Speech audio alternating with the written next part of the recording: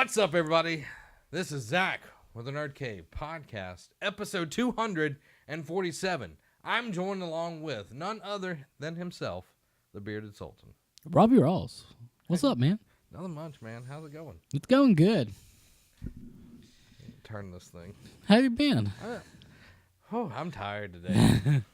But good. This past weekend, we're recording this on Monday. Not Sunday. Not Sunday. Or Saturday. That we normally do. We had Easter weekend this weekend. Very busy weekend. Very busy weekend. Friday, had a good Friday service that I played at. Okay. Went very well. Had a lot of fun with it. Then Saturday was Amy's birthday. Mm-hmm. And spent all day doing birthday, as my dad called Ate it. at the Ruby Slipper. Ate at the Ruby Slipper, saw your wife and everything. I was like, she's stepping out on that boy. I know. Zach's like, you know, your wife's at the Ruby Slipper. I'm glad I got my route to keep me updated. Give me an update, man. But she's like, would you be mad at me if I went to the Ruby Slipper with Jessica? I'm like, no, babe, because I love you. I won't be mad at you. But I was like, I would love that pancake right now. Dude, So, keep going. but like, it's the pancakes are so good. Oh, yeah. But like, I mean, I knew where she was going, but it was funny. Yeah, Yeah. Because then I made the joke, you know, got to keep her in line or keep it in check or whatever.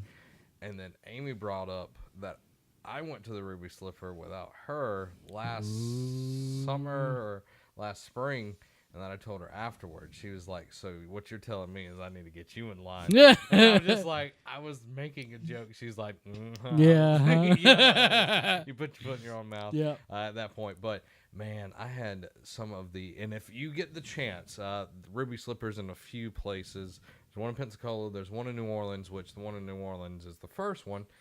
Very, very good. It's totally different looking. Like it's kind of like a hole in the wall, essentially. Yeah. And there's one other place, I can't remember where it is, but it is delicious. And it's open from it's brunch. Yeah. It closes at 3. Yeah, you gotta get in there. Like, I went on my honeymoon, and I'm telling you, I love pancakes, and I feel like I can eat a lot of pancakes. But I got through half of my second pancake because I had sausage and coffee as well, and oh yeah, fluffy and huge. Oh yeah, they're fluffy. They've got bacon pancakes now. Oh, that's what I had Saturday, and those huge. It wasn't 3, it was 2. The huge. They're like hubcaps. They're big. Now, and it wasn't like when you get a salad and they give you the little flakes. Bacon bits. Yeah, bacon bits if you're at a good place, but then they give you those flakes that are supposed to be bacon at some place. This was I'm talking about chunks as big as your finger of bacon. Ooh. Plus the bacon on the side. It was glorious. And it had a pecan praline, which is kind of like a syrup in itself. Yeah. Oh, my Lord. Oh, my Lanta. It is so good. You got to go. Trust me. It is very good. Whenever we have a meetup, I think that's where we should go. That's one of the few places we should have a meetup. I agree wholeheartedly. So what did you do this weekend? Essentially, Friday night went to dinner with Holly's dad and stepmom Stacy. We went to Giorgio's, which is a pizza place that we all like. Yeah, on Sydney. Mm-hmm. It's a very good place. Well, on the way there, somehow we got on the subject of Jack Black, which apparently, people have your personality reminds me of Jack Black. And I was like, I take that as a compliment. I love Jack Black. Yeah. And then Stacy was like, doesn't it wasn't Jack Black in a band? I was like, oh no. I was oh yes. She's like, was it School of Rock? I was like, no. That is the mild side of his music. I was like, good music. And I was like, can I please see the auxiliary cable? Oh, no, you did not. Oh, I did. Lord. We started out with Tribute. Okay, yeah. Don't tell me you didn't go full, did you? I did. The next song was Kickapoo. Okay, still not as bad as I'm thinking where you go. The last one was the love-making song. Gently? Yep. Oh my Lord. Why would you do that? Why? Hey, my Lord. I was introducing them to Oh my Lord. Tenacious D. I couldn't imagine playing that for Amy's parents. Well, Stacy's it's hard. She's a great lady. I love her to death. Her sense of humor is along my line, so it went over well. She was laughing. Yeah. I mean, you can't help but to laugh at a song like that. Yeah. Yeah. So I mean, it was funny. Like I had, Holly was listening to them. I'm like, me and Zach. Once you started saying it, I was like, please don't tell me he went to gym. like, tell me he stopped at Kickapoo. Like, even like Beelzebub, but gently. Like, that's a totally different level. I remember the first time Holly had heard that song. We were at karaoke. We were at karaoke, and all of a sudden the intro to that song came on, and my eyes lit up, and she was like, "What is he singing?" And I just looked at her, and I wanna discreetly, and I started singing. Right. She was like, wow. I was like, yeah. And those were different days. Much different days. Different days. But I mean, other than that, Saturday I got to the park. Yeah, no. Saturday when Holly went to brunch, when she stepped out on me, but I was able to catch up on some gaming. I was played a little bit of Assassin's Creed, and then I switched over to XCOM for a little bit because I was trying to beat this one mission. And then you spent 4 hours on that one mission. Yep. That's pretty much how that goes. And then Jake and Marshall were like, hey, Jake's like, I just downloaded Sea of Thieves. I want to plunder some booty. I'm like, okay, Jake. And so we got on, and as soon as we loaded into the ship, Holly and Jessica come in, and Jessica's like, I want to play Fortnite. So we stopped. I was like, guys, I got to get off. So I ended up teaching Jessica, Holly's friend, how to play Fortnite. Yeah. Because she's been asking me to show her how to play it for a little bit now. So do you know how to play Fortnite? That's the question. I've gotten. Did you watch some videos? Leaps and bounds better, okay, and I've been playing a little bit. I played with Trevor. On PlayStation? I played with Trevor and Brandon a little bit last night. Yes, around. Have you got a W yet? No, we got to top 5 or something like that. Yeah, I've been in the top 5 3 or 4 times. But I've only played like 6 games. Yeah. My biggest thing is, and Trevor was dead and he was watching me. I was about to kill this person. I was like, oh, he's coming in close. I'm gonna switch from my assault rifle to my shotgun real quick. And next thing I know, I put my pickaxe and I die. He's like, it's not PUBG, Robbie. You don't switch weapons with Y. No, you R1, L1.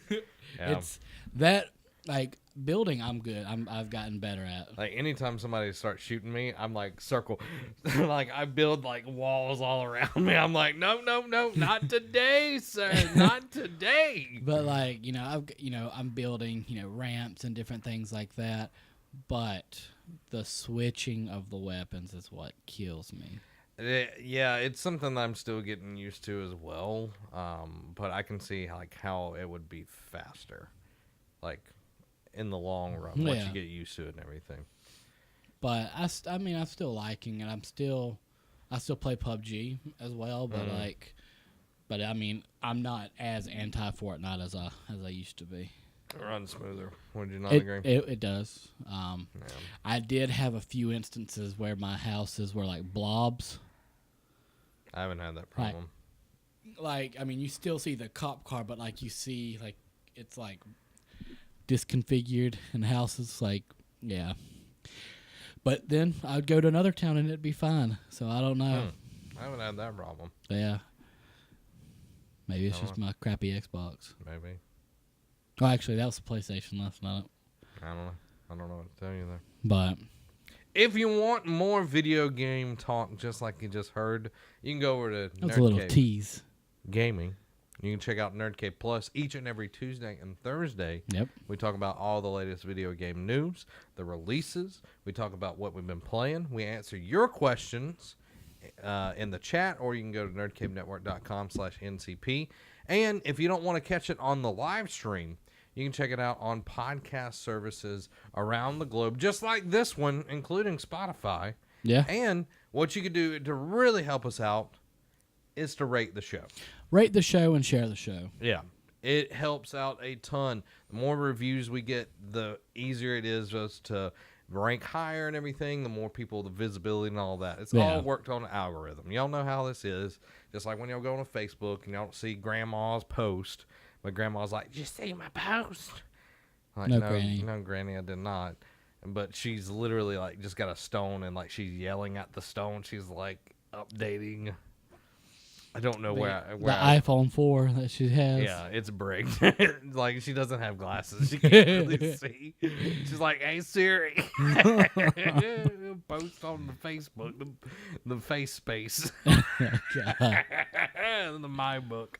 Oh, but yes, help us out there, and you can be just like our Patreon producer, Kayla Palmer, by going over to patreon.com/nerdcave. We'll talk to you more about Patreon a little bit later on the show. Now, you've been reading something. I'm about to bring it up. I know. I could sense it in the force. Since I pulled it up on my phone. I just recently got into Spectre of the Past. Yep. It is taking me a little bit to get used to it because different voices are ingrained in my head for the characters, and it's like completely different in this book than any of the other books have been for me. Yeah, it takes a little bit of time, but once you get used to it. Yeah. But I really do like Spectre of the Past a lot so far because right now, you know, the fake Thrawn is here, and, you know, there's a coup being set in the Empire because, you know, Emperor Palion, which is, I believe... You mean Captain Palion? Admiral. He's an admiral now, but he was captain with Thrawn. Did I say captain? I meant you to said say emperor. I mean Admiral.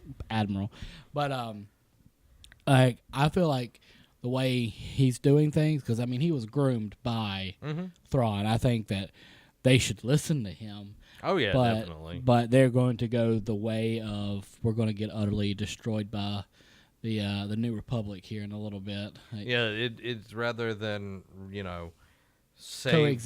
coexist, and make a life out of something. You'd rather be totally destroyed. Yeah. This is dumb. But it's one of the two books. This one's Visions of the Future, Spectre of the Past. Spectre. Okay. So these are the two longest of Zahn's books. Oh, wow. They're like 700, 800 pages. And they're really good. Like I said, I'm really enjoying seeing more Mara Jade and Luke. There was one time when the pilot was like, you and Luke make a really good team. She was like, bite your tongue. Yeah. Like, you see them helping each other, but she still has that little bit of little bit of shade that she keeps throwing at him.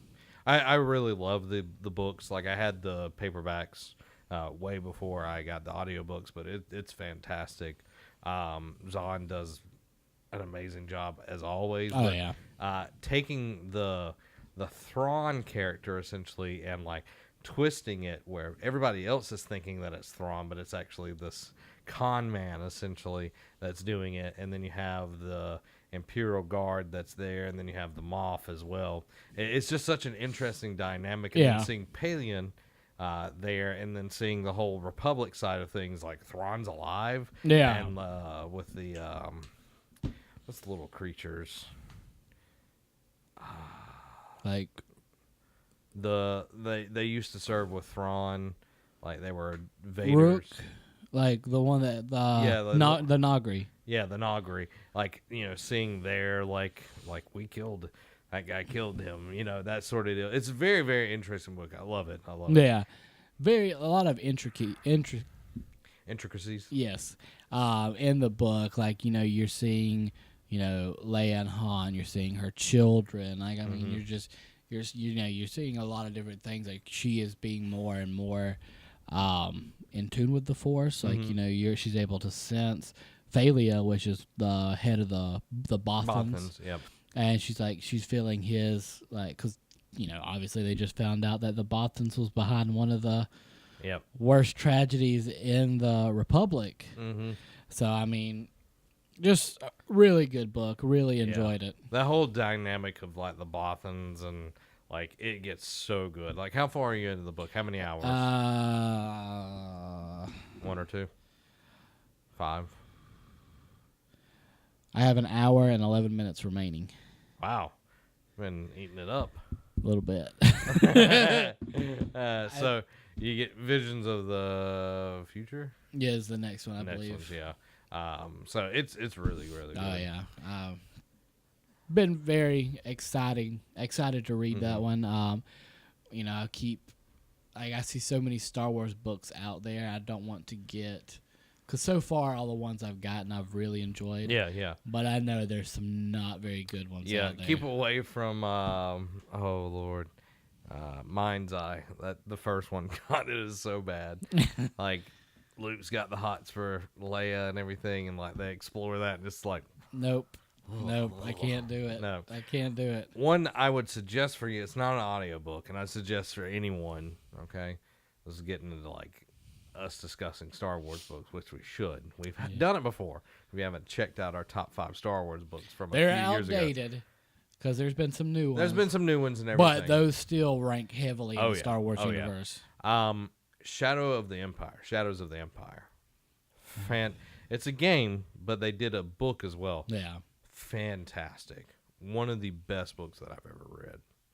So there's a suggestion for everybody. Oh yeah. And it fills in, like if you played the Shadows of the Empire game, fills in a lot of the story from there. Also fills in a huge chunk of time between episode 5 and 6. So there you go. So have you been reading anything or? I've been reading music scores. Oh, interesting. That's about it. Like I haven't had a chance to really read anything other than that in emails. Oh yeah. You know how it is. But there's a book that you had read that has now come out as a movie. You went and watched Ready Player One. I did see Ready Player One Saturday. What do you think about it? I loved it. I thought it was a great movie. I feel like if I hadn't read the book, I would have loved it even more. Yeah. But as always is the case, the book's always better than the book movie. Is always better, and they always change a lot of stuff. And I understood why they had to change a lot of stuff because, hey, movies can only be 2 hours and some minutes long. Yeah, unless you're the 10 Commandments with Charlton Heston and it's 4.5 hours. I'm Charlton Heston. Like we were watching that at Mom and Dad's Sunday, and I'm like, this is a good movie. I was like, it's a little long. It's so, a little long in the tooth there, Charles. I've tried. I can't get through it. Yeah. Same guy that did Gone with the Wind did that movie. That makes sense. Makes a ton of sense. Like once you know that, and you're just like, yep. But right now in Gulf Breeze. Oh, thank you. Alexa, stop. Thank you for your input. But Ready Player One, the biggest change is how they get the keys and they open the door. Don't tell me anything. Yeah, I'm just saying, like that's going to be your biggest thing that's going to be different. I've got Ready Player One. And you definitely need to read it. I mean, you can even watch the movie before you read the book. Kind of like with me and Aragon. I saw Aragon before I read the book. You're like, I'm not going to read this book. I read the book, and I was like, oh, wow, this is interesting. And I remember Trevor being like, books are way better. And then I read the books, and I was like, this is hot garbage. Yeah. Because anytime you haven't read the book and you watch one of the books, you're like, oh, the movie was okay. I wouldn't give it a gold star, but it. I think the exception is Lord of the Rings stuff. Like I haven't read the books. I have. I have, and they do leave a lot of stuff out of the movie, but it's still really good. Harry Potter. Holly said that they've left some things out, but you have to. Yeah. I mean, Ready Player One. I just loved the the nostalgia. Mm-hmm. I think that brought me in a lot. Like, I mean, I'm seeing Battletoads. I'm seeing Ninja Turtles. Mm-hmm. I'm seeing, like, you know, so many things. Iron Giant. Like, I mean, that. I mean, you had Gundam. I mean, there's just so many things that just took me back to being that 8-year-old kid watching cartoons on a Saturday. Toonami. Yeah. Like, I mean, it was a fun time, and, you know, if you're going to take your family, I would be aware that there's no sex or anything, but there's suggestive themes. Yeah. And there is one cuss word, and it's the 4-letter word with ing tied to the Gotcha. and it's because Chucky is attacking them, and that was my least favorite part. It was funny, but me and Chucky, we don't get along. Yeah. With the whole movie, I know his mother was a certain type of worker in the Oasis. Oh, well, it's not his mother; it's his aunt. I thought it was his mother. No, it is his aunt. Yeah. Yeah, right. his mom and dad passed away. Yeah. In the movie, it was just she was, you know, she just had a long line of deadbeat boyfriends. Mm-hmm. I can't remember her job in the book. Like, I don't know if it was. No, in the book, yeah, she was a certain type of worker. She was a working girl. Lady of the Night. Yeah.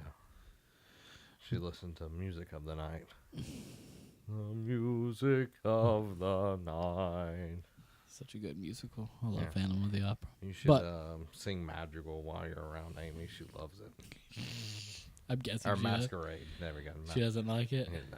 Yeah, Masquerade. Da, da, da, da, da, da, da. Masquerade. So, would you suggest people watching him? I would highly suggest, especially, you know, if you grew up in the 80s or the 90s. I mean, even if you're a 2000 kid, I mean, there's still stuff in there for you. I mean, from whenever you see Artemis is out there, she's running through her inventory and she's almost out of everything, and all of a sudden she pulls out this weapon and you hear ring ring. It's the chainsaw gun from Gears of War. The Lancer? Yeah, I'm like, Who's Artemis? the chick of the movie. Oh. But I didn't get that far in the book. But, like, I mean, there's just so many nods at all types of pop culture, and I'll say there's a scary movie that they reenact in the Oasis. Oh my gosh, was it hilarious? Like, one of the high five is what they call themselves. Mm-hmm. One of them is like super afraid of scary movies, and he gets thrown right into The Shining. And like, there's this. The ball rolls into the hallway, and he goes to pick it up, and it's two little girls holding hands, and they're like, "Wanna play?" He's like, "Where you going, little girls?" And he goes into the elevator, and they go up. Did you ever watch the show? Okay, well, Like, I know what you're talking about, though. like he goes to push the button on the elevator, and the two Parsifal and Artemis come around. They're like, "H, no!" And he presses the button, and then the elevator opens, and it's just blood, like running down, from the fear, like how like just tunnels down the hall like water, and he just freaks out. I mean, it just continues on from there with him getting scared to death. And I mean, there were a lot of laughs, and like the final battle scene whenever they're going to charge, and he's like, "For the Oasis," or whatever he says. He does the Breakfast Club. Like, I was like, Spielberg did a good job. I love that it was released, and I took this from Steve Wives. Yeah. This was released during Easter, and there's a lot of Easter eggs. Well, the main point of the book is to find the Easter egg. Yeah, yeah. And I thought about that while I was in the theater, and I was like, because they were looking for it to be.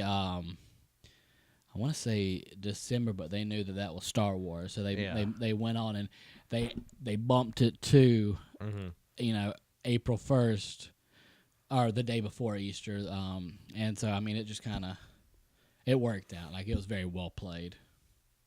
Mm-hmm. I was yawning. I know, I could tell. So something that I definitely want to watch. See, I've not been keeping up on movies. I need to watch Black Panther. I need to watch Thor. And I need to watch this. And Avengers is coming out this week. Not this week. The 27th. One movie that I will hopefully see either this weekend or sometime this month. I want to see the new Pacific Rim movie. Like if they wouldn't have like dogged me in the YouTube ads, I might have watched it. But now it's just a matter of principle. Like, I liked the idea of the first one. I thought that it was a good movie and everything like that. A lot of action. Anytime you got giant robots going up against giant monsters, it's going to be fun. But the second one, I mean, I think it's still going to be really good. You have the giant robots, but I feel like I know the suits are like one with them. But, like, when they're able to do flips and stuff and, like, the barrel roll kick, like, I just feel like that's too maneuverable for a giant 18-story robot to be able to do. But I'm still going to go because the kaiju and everything like that look very interesting, how they're able to, like, repair themselves and everything. So a lot of cool aspects in the movie, so I'm looking at that. One thing that would be great, a Gundam movie, like live action, that would be phenomenal. Like any Gundam, not Gundam Seed, but any Gundam pretty much would be fantastic.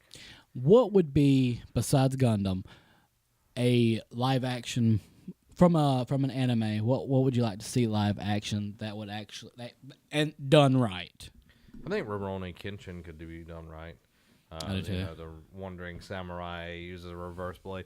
I think that could be done extremely well because it has some supernatural stuff in there, but it's mostly like just sword play. Yeah, essentially, and he's the such an underrated. It is. It very anime. Much is. I think that would be done really well. Like the time period and all of that. It's based in an actual time period, so it's not creating somebody with crazy pointy hair. Like he had long red hair. Yeah, you'd have to do that right. But I think with the right director and everything, I think that would be an awesome one. What about you? Since you've said Gundam, I'm going to say too. Sword Art Online would kind of fall in the realm of what Ready Player One is. I love the movies that will take you to a whole other place, like the Oasis does. A whole new world. Yeah, some would say, dazzling and all that good stuff. But you remember the words? I do. Okay. But didn't help me laugh. Whatever. But in the same sense, instead of being able to go in and out of the Oasis, these kids are stuck in Sword Art Online. So it'd be pretty cool to see their lives and everything in that. Mm-hmm. And another one that kind of following around Rurouni Kenshin would be Samurai Jack. Oh, yeah. Samurai Jack would be great. Cool. Like, I think that would be an awesome one. Yeah. It's not necessarily an anime. Yeah, I mean. It's animated, but it's animated. not anime. But, like, I'm talking about from, like, the Toonami days and different things. But, I would like to see that. I think done right. I mean, like I said, it's kind of the same way.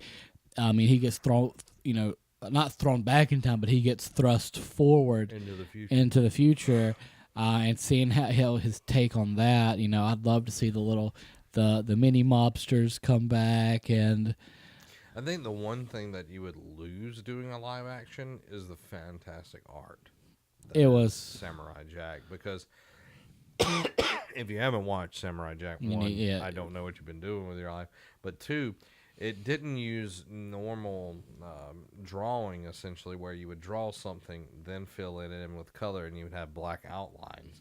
Like, it would be, the color would outline itself. It would be like essentially real life, if Yeah. you will. Of course, a cartoon, but Yeah. like Robbie doesn't have a black line outlining like his his body or whatever. That's one of the things I really loved about that show.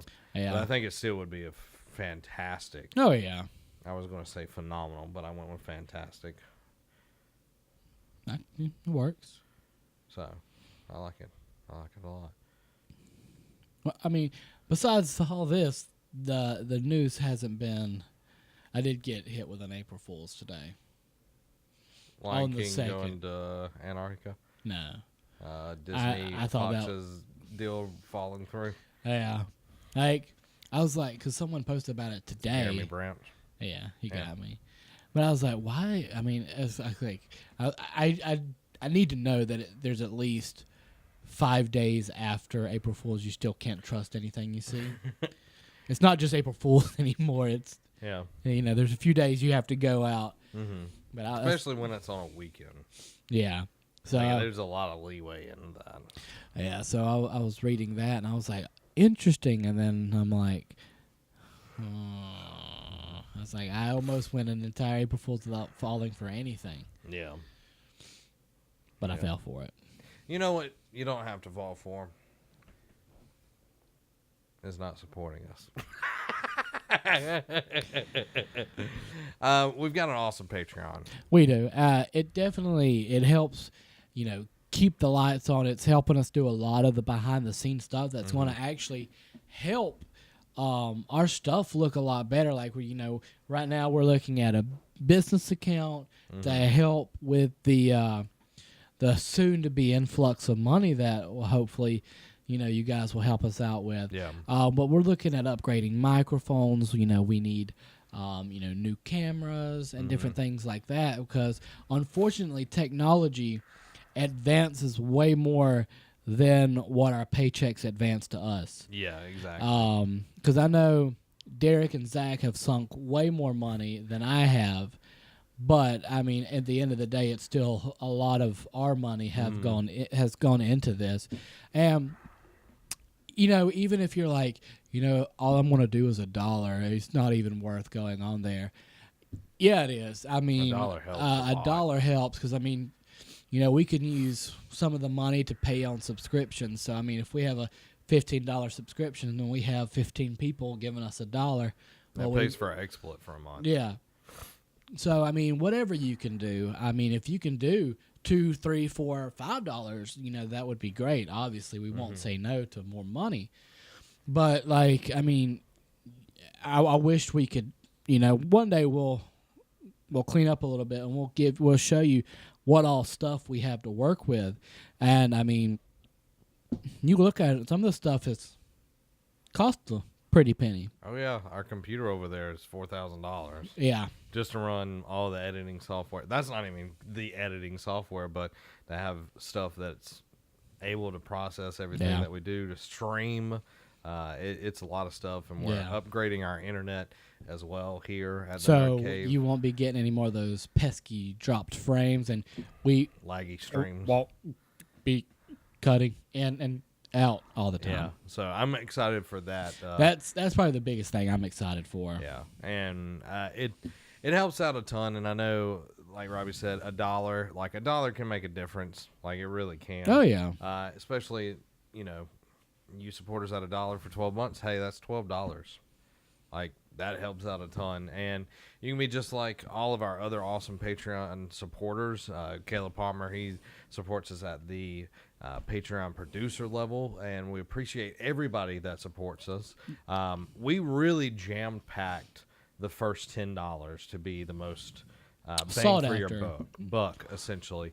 And we're actually going to be doing a drawing in another video for the first 3 months for the people that were at $5, so they entered in for the raffle. And that's $5, and literally you could be getting a shirt that cost us $20 to make. Yeah. Or I mean, you could be getting stuff like a pop figure, or I mean, we have a ton of stuff. Rick and Morty, like.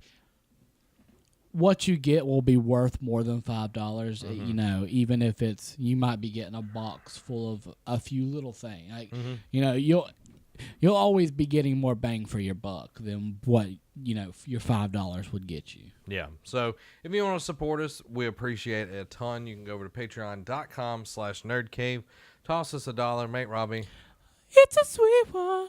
Holler. And if you don't have any money, we totally understand as well. Yep. You can support us by sharing our content. That's one of the biggest things that people, just don't think about is sharing the content, commenting on our videos, or watching us on stream and talking to us.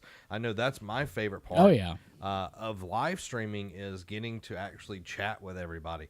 But sharing it with somebody that that enjoys nerdy stuff, it helps a ton because it gets us out there more. And one of the things we're looking at doing is actually doing some ad campaigns, and that's where a ton of money could get sunk into. But if you help us out by sharing the content, it helps us out. It does. A ton. Put some new eyes on our stuff. So there you go. So support us over at Patreon if you can. If you can't, share it, like it, subscribe it. Smack it. Bop it, twist it, Yeah. flick it. Yeah. I never had one of those. I did. Yeah. It was fun. It was like, why am I buying this? It was my parents. Why am I buying this? Oh, my parents bought. You can get a Transformer. I'm like, okay, cool. I was a Transformer kid. Were you a Transformer kid? I had Transformers, but I was more into the Ninja Turtles. So, I got the home center. And so, I had all the Ninja Turtle stuff. I was big on Transformers. I just love turning thing. Yeah. That was my biggest thing. I have a Gen 1 Optimus Prime.